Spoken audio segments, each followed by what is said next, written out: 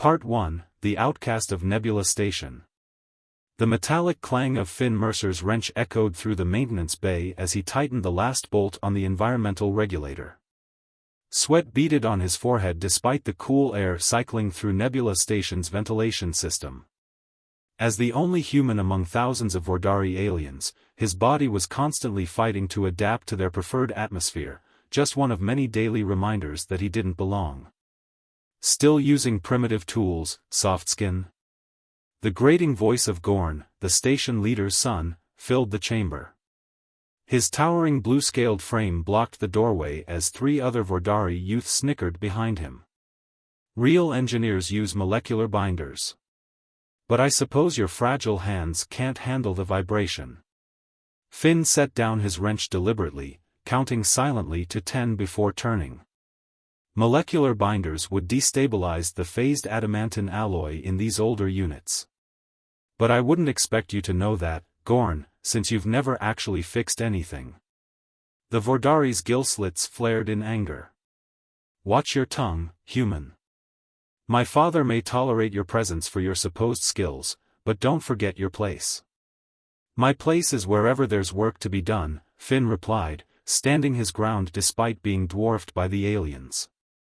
Unlike some, I earn my keep. Gorn lunged forward, grabbing Finn by his coveralls and lifting him until his boots dangled above the deck. You think you're special because you can tinker with our cast-offs? You're nothing but a curiosity, a pet we keep around for amusement. Finn struggled to breathe as the fabric tightened around his throat. Just as spots began to dance in his vision, a commanding voice cut through the tension. Enough, Gorn. Release him immediately. Station leader Vorex strode into the bay, his ornate uniform gleaming under the lights. Despite his advanced age, he moved with military precision, his four eyes narrowing at the scene before him. Gorn dropped Finn unceremoniously. Father, I was just embarrassing yourself and our family, Vorex finished. I heard the entire exchange. He turned to Finn, who was massaging his throat. Engineer Mercer, my apologies for my son's behavior.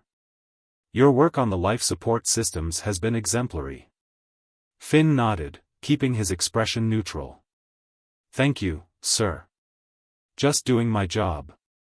And doing it well. Vorex turned to glare at his son and the other young Vordari. Perhaps you four could learn from his example. Report to Chief Zartex for additional duties. After they slunk away, Vorex sighed heavily. I wish I could say this won't happen again, Mercer, but prejudice runs deep, even here. I understand, sir. I've dealt with worse. The station leader studied him thoughtfully. Yes, I suppose you have. Not many humans would choose to live among us, especially after the Schism Wars. Finn's jaw tightened at the mention of the conflict that had left humanity scattered across the stars, relegated to the fringes of galactic society. The wars ended before I was born, sir. I judge people by their actions, not their species. A wise philosophy. Vorex nodded approvingly. The station council meets tomorrow to discuss the recent power fluctuations. I'd like you to present your findings. Me, sir? But that's usually the chief engineer's responsibility, yes. But you've done the work, and your insights could be valuable. Vorex's secondary eyes blinked in what Finn had learned was a sign of sincerity. Not everyone shares my son's views, Mercer. Show them what you can do. After the station leader departed, Finn returned to his quarters, a converted storage compartment near the outer hull. The room was cramped but efficient, filled with books and artifacts from Earth that he'd collected over the years. A small viewport showed the swirling nebula that gave the station its name, its purple and blue gases illuminated by distant stars. He activated his personal terminal, reviewing his diagnostics on the station's power grid. The fluctuations had been growing worse, and his analysis pointed to deliberate sabotage. Someone was bleeding power to an unknown location, and the pattern suggested it wasn't just theft, it was preparation for something bigger. A soft chime announced a visitor. The door slid open to reveal Neria, a female Vordari whose scales shimmered with a subtle iridescence that marked her as part of the scientific caste. "I heard about what happened with Gorn," she said, entering without invitation, a Vordari custom that had taken Finn years to get used to. "Are you injured?" "Just my pride," Finn replied with a smile. Nothing new there. Neria's head crest flattened in dismay. "You shouldn't joke about it. His behavior dishonors us all. Don't worry about it. I've survived worse than Gorn's temper tantrums." She moved to his viewport, staring out at the nebula. "Sometimes I envy your kind's ability to travel the stars so freely. Most Vordari never leave their homeworld or designated stations. Trust me, it's not all it's cracked up to be. Humans travel because we have to, not because we want to." After losing Earth. He trailed off, the old pain surfacing briefly. Neria turned, her expression softening. "You're presenting to the council tomorrow?" Word travels fast. It always does.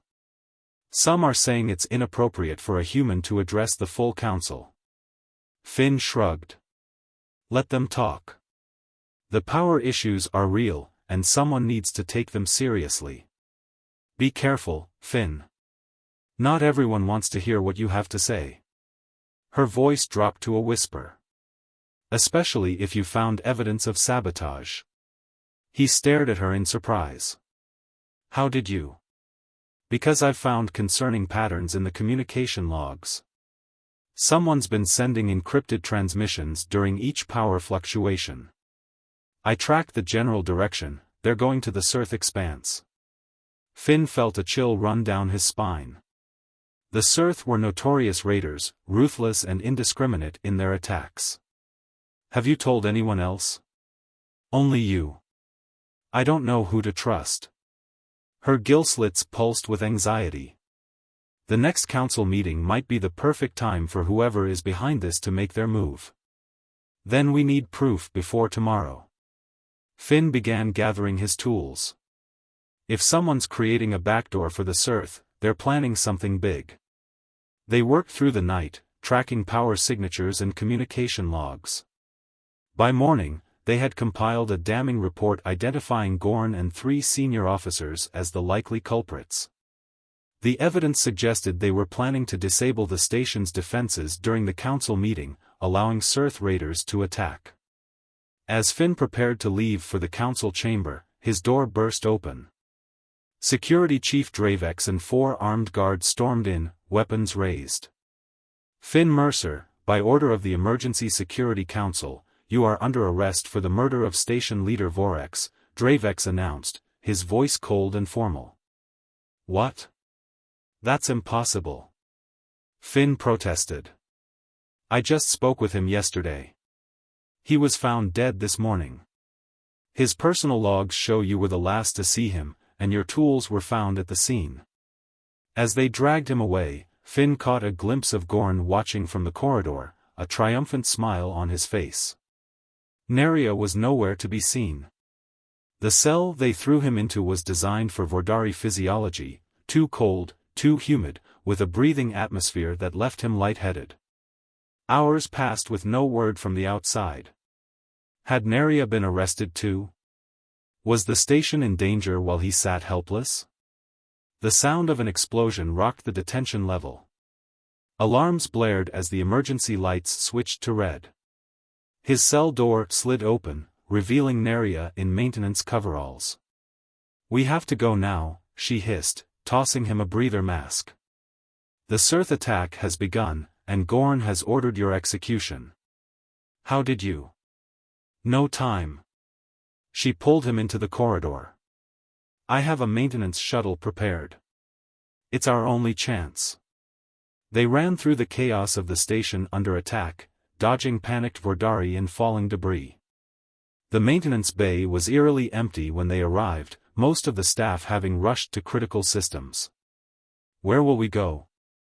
Finn asked as they boarded the small shuttle. Neria's expression was grim as she initiated the launch sequence. The nebula. It's our only hope of losing them.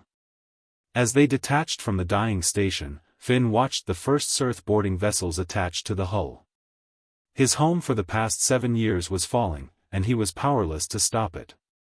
"I'm sorry," Neria said softly as they accelerated into the swirling gases of the nebula. "I found evidence clearing you, but by then it was too late." Gorn had already seized control. Finn stared at the fading image of Nebula Station, his mind racing with questions about what lay ahead. All he knew for certain was that his life as the human engineer among the Vordari was over. Whatever came next would be something entirely new, and likely far more dangerous. Part 2, The Derelict Discovery. The maintenance shuttle shuddered as another energy discharge from the nebula struck their shields. For 3 days, Finn and Neria had navigated the treacherous gases, using the electromagnetic disturbances to mask their trail from any Earth pursuers. The small vessel wasn't designed for extended journeys, and both food and oxygen were running dangerously low. "Engine efficiency down to 30%, Finn reported, wiping condensation from the control panel. "We need to find somewhere to set down soon, or we'll be drifting dead in space." Neria's scales had dulled with exhaustion, her movement sluggish as she checked the sensors. "I'm detecting a solid mass ahead. Could be an asteroid or what?" Finn asked when she fell silent. "A ship," she whispered, adjusting the scanner. "A massive one, unlike any configuration I've seen before. It appears to be powered down, possibly derelict." The view screen cleared as they emerged from a particularly dense cloud of gas. Before them floated a colossal vessel, its dark hull stretching over 2 kilometers in length. Its design was unlike anything Finn had ever seen, sleek despite its size, with what appeared to be massive weapon emplacements along its flanks. That's a human dreadnought," he said in awe, recognizing elements of Earth's pre-schism military architecture. "It has to be at least 300 years old. I thought they were all destroyed in the wars." "It appears mostly intact," Neria observed. "The nebula must have hidden it all these years." Finn's mind raced with possibilities. "If we can get aboard, we might find supplies, maybe even get some systems operational for shelter until we figure out our next move." They approached cautiously, scanning for any signs of life or active defenses. The massive docking bay doors were partially open, just wide enough for their shuttle to slip through. Inside, the cavernous hangar was littered with the remains of smaller craft, their hulls corroded by centuries of exposure to the nebula's caustic elements. After securing the shuttle, they donned environment suits, Finn's human model and a modified Vordari version for Neria. The artificial gravity was still functioning at minimal levels, allowing them to move through the ship with careful, bounding steps. "The preservation is remarkable," Neria said, her voice tinny through the comm system as they made their way deeper into the vessel. "Some systems must still be operational after all this time." Finn nodded, his flashlight illuminating corridors that hadn't seen human footsteps in centuries. The dreadnoughts were built to last. Self-repairing hull material, redundant systems, they were the pinnacle of human military engineering before the schism. They found the bridge sealed behind massive security doors. Finn's attempts to bypass the ancient locking mechanism proved fruitless until Neria discovered a maintenance access that led them to a secondary command center. "Life support is minimal but present," Finn announced after examining the control systems. "We can survive here while we explore further. Maybe even get the comms working to monitor what's happening back at the station." Over the next few days, they established a base in the officers' quarters, bringing supplies from their shuttle and gradually restoring power to essential systems. The ship's computers were largely encrypted, but Finn managed to access some historical logs that identified the vessel as the UES Prometheus, reported lost during the early years of the Schism Wars. On the 4th day, while searching for parts to repair the water reclamation system, Finn discovered a sealed door deep within the ship's core. Unlike the other entryways, this one bore no military markings, only a simple symbol that Finn recognized from old Earth mythology, a stylized flame being passed from hand to hand. "The Prometheus Project," he murmured, running his fingers over the etching. It was rumored to be a super soldier program, but most historians dismissed it as propaganda. Using techniques he'd developed working on Nebula Station's oldest systems, Finn managed to bypass the security protocols. The door hissed open, revealing a chamber bathed in soft blue light. At its center stood a humanoid exosuit, suspended in a maintenance cradle. Unlike the bulky combat armor Finn had seen in historical archives, this suit was sleek, almost organic in appearance. Its surface seemed to ripple slightly, as if alive. "What is it?" Neria asked, keeping a cautious distance. "I think it's the reason this ship was out here." Finn circled the suit, noting its advanced design. The Prometheus Project wasn't just propaganda. They actually built it. As he approached, the suit's surface illuminated with circuitry patterns, and a holographic interface sprang to life. Genetic signature detected. Human. Compatibility assessment, 94.3%. The voice was neutral, neither male nor female. "I am Echo, enhanced combat hybrid operator. Are you my new pilot, soldier?" Finn stepped back in surprise. "I'm not a soldier. My name is Finn Mercer. I'm an engineer." The hologram flickered. "Engineer Mercer, the Prometheus requires a pilot. The threat assessment indicates imminent danger to human assets in this sector. Will you accept integration?" "Integration? What does that mean exactly?" "The Prometheus exosuit bonds with its pilot, enhancing physical capabilities and providing tactical support. The process is irreversible but non-invasive." Neria moved to Finn's side. "Be careful. We don't know what this technology might do to you. Previous pilots experienced 400% increase in strength, 300% increase in reaction time, and access to ship's weapon systems," Echo continued. "However, I must warn that long-term neural effects were not fully documented before project termination." Finn thought of Nebula Station, of the people he'd lived among for years now at the mercy of Gorn and the Cirth. With this suit, he might be able to help them, if it didn't kill him first. "What happened to the previous pilots?" he asked. Echo paused before answering. "Inconclusive.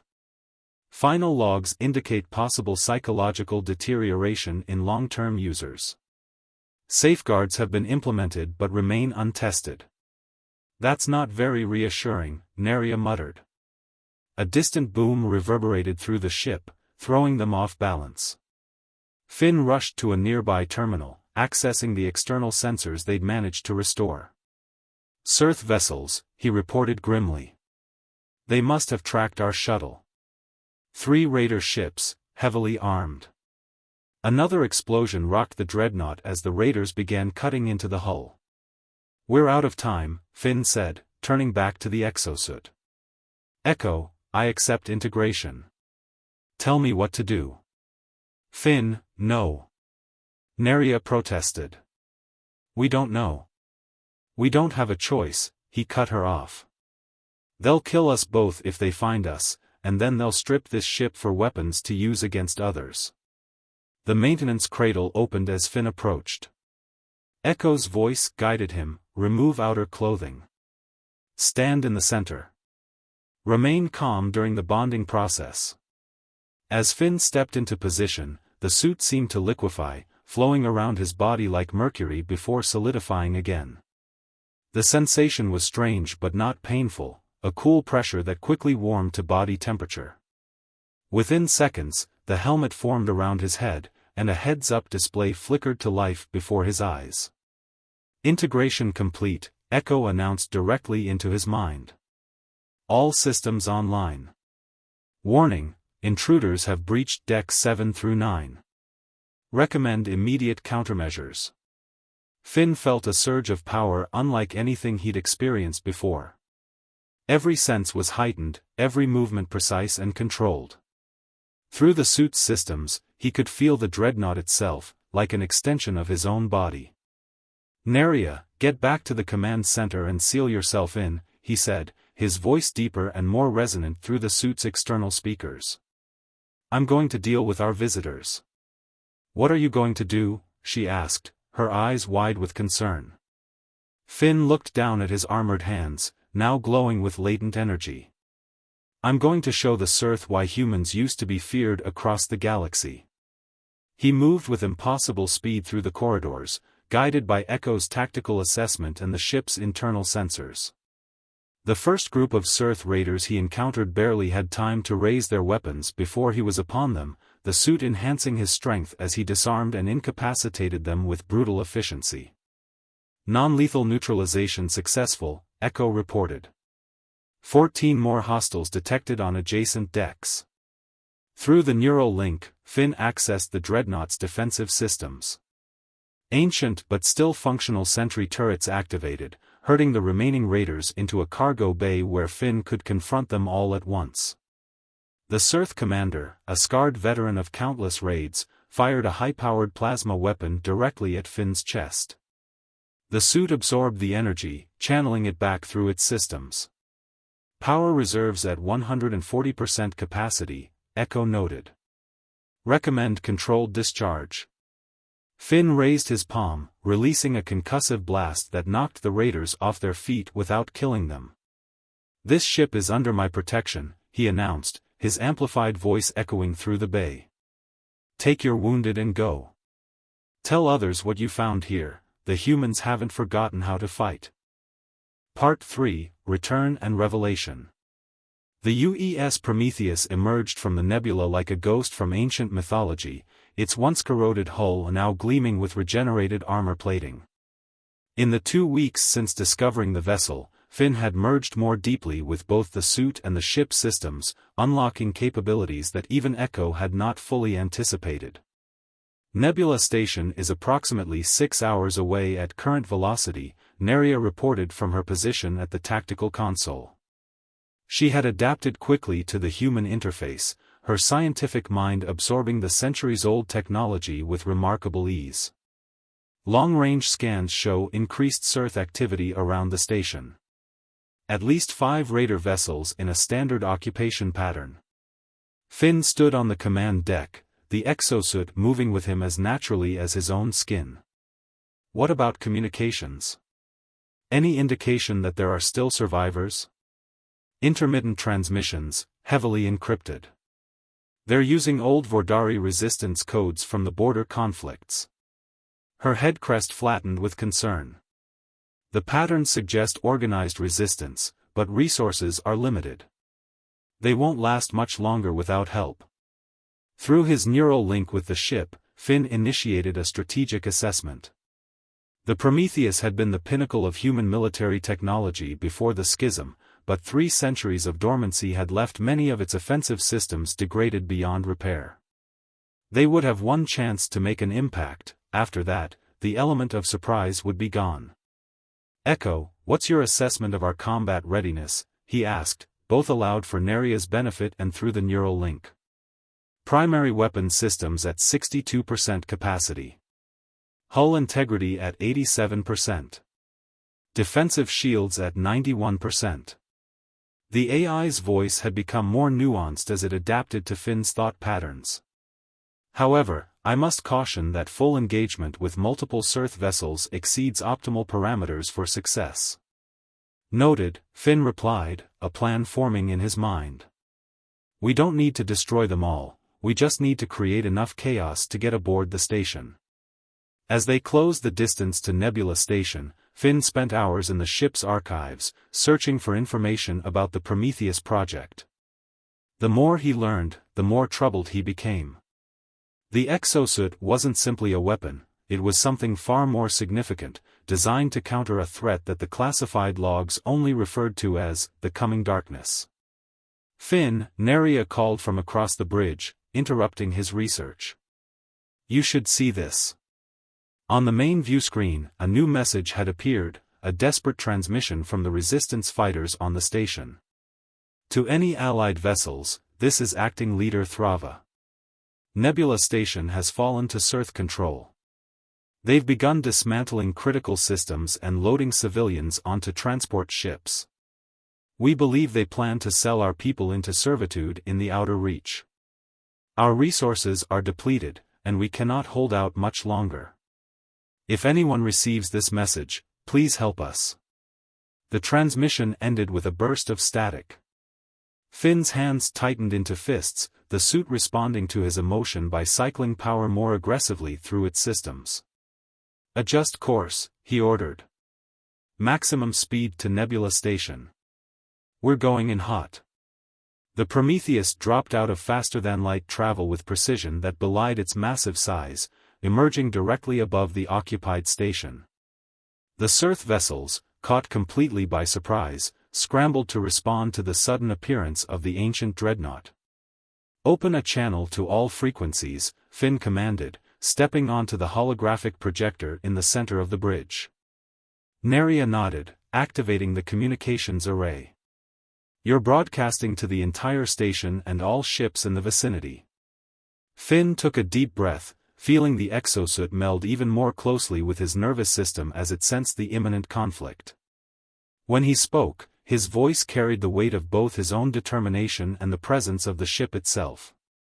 This is Finn Mercer aboard the UES Prometheus. To the Sirth forces occupying Nebula Station, you have one chance to withdraw. Release all Vordari civilians, return control of the station to its people, and leave this system immediately. Failure to comply will result in your destruction. The response was predictable, a barrage of weapons fire from the nearest Sirth vessels. The Prometheus's shields absorbed the assault with ease, the energy feeding back into its systems. They've made their choice, Finn said grimly. Echo, target their engines and weapons systems only. We want to disable, not destroy. Acknowledged. Targeting solutions prepared. The dreadnought's remaining weapons came to life, firing with surgical precision.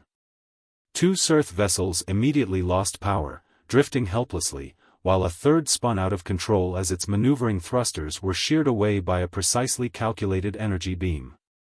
On the station, alarms blared as the remaining Sirth forces scrambled to respond to this unexpected threat. Using the chaos as cover, Finn prepared for the next phase of his plan. Neria, you have command of the ship.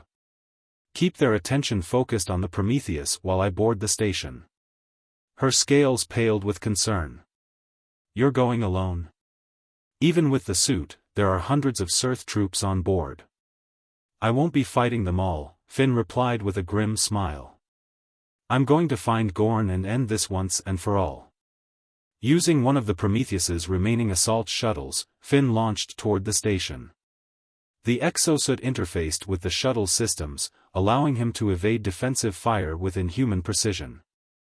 He docked at an emergency airlock near the core of the station, the same section where he had spent years maintaining the environmental systems.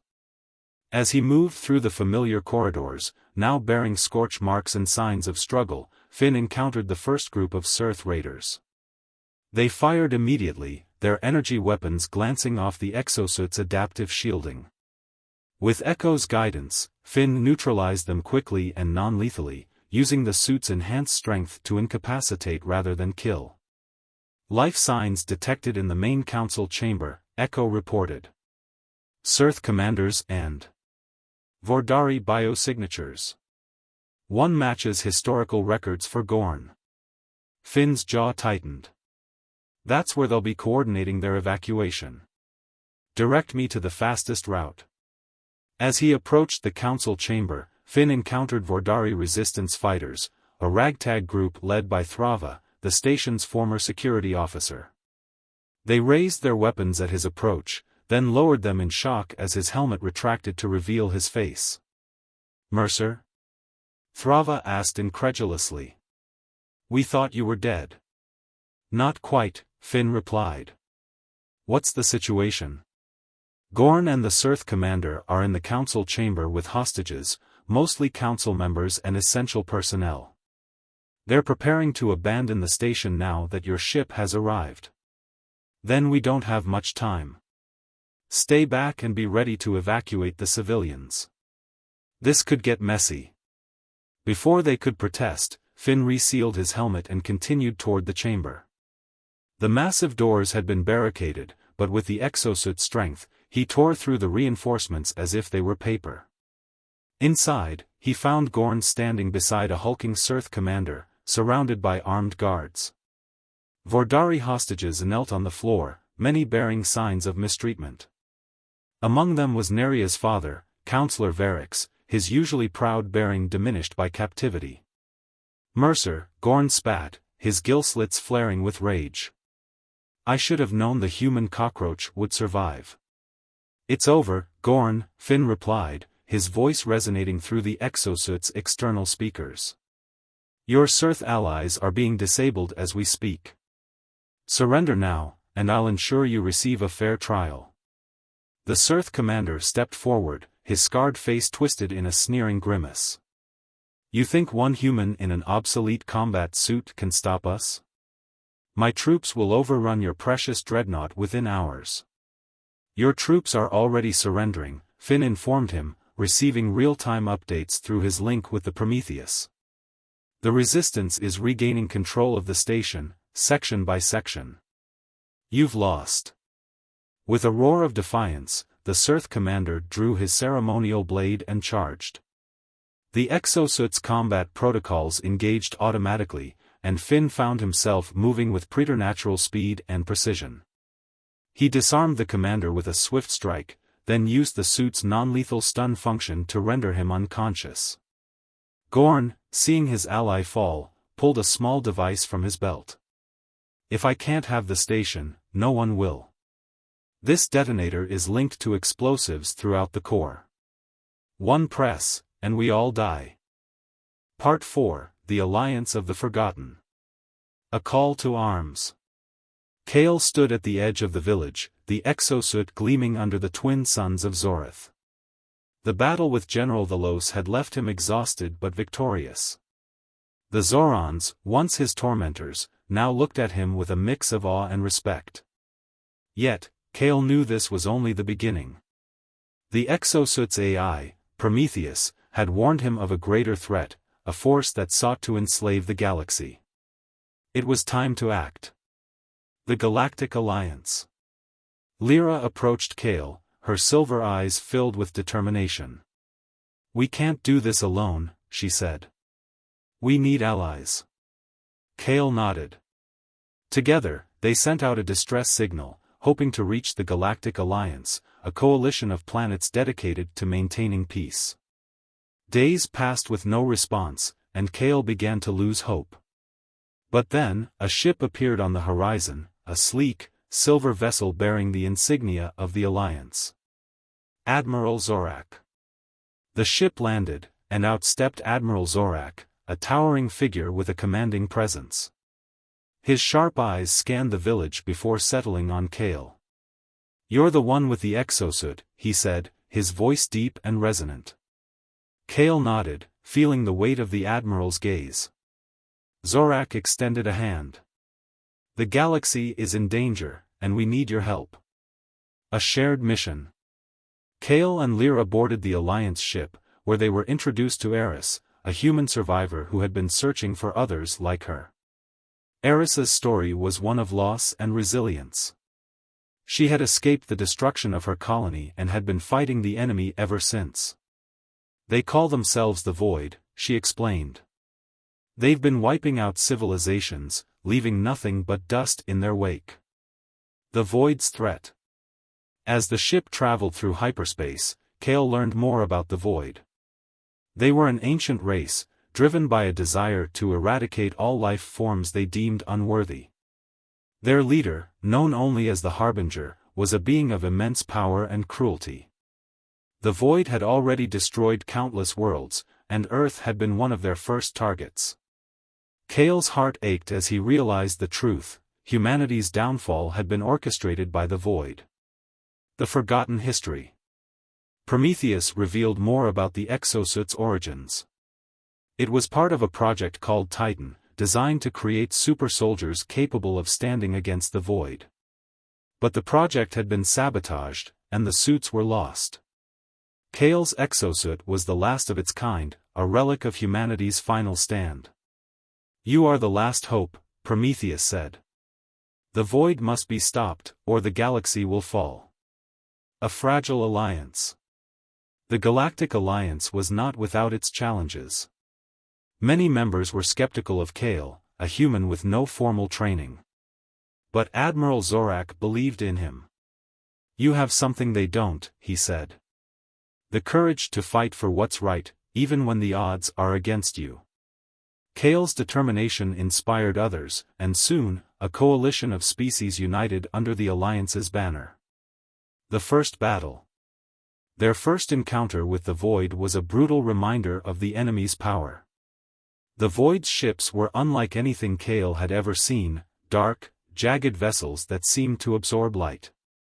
The battle was fierce, but Kale's exosuit gave him an edge. With Lyra and Eris by his side, he fought with everything he had. The Alliance emerged victorious, but the cost was high. Many lives were lost, and the Void's threat loomed larger than ever. A glimmer of hope. Despite the losses, the battle proved that the Void could be defeated. Kale's leadership and the exosuit's power became symbols of hope. The Alliance began to rally more forces, and Kale found himself at the center of a growing resistance. But he knew the hardest battles were yet to come. The Harbinger was still out there, and Kale would have to face him eventually. The weight of destiny. As Kale stood on the ship's observation deck, staring out at the stars, he felt the weight of his destiny. He was no longer just an outcast or a craftsman. He was a warrior, a leader, and the last hope for humanity. Lyra joined him, her presence a comforting reminder that he wasn't alone. "We'll face this together," she said, her voice steady. Kale nodded, his resolve stronger than ever. The galaxy was counting on him, and he wouldn't let them down. The road ahead. The Alliance prepared for their next move, gathering intelligence on the Void strongholds. Kale trained tirelessly, pushing the exosuit to its limits. He knew the final battle would be the hardest, but he was ready. The outcast had become a hero, and his journey was far from over. The galaxy's fate rested in his hands, and he would fight until his last breath to protect it.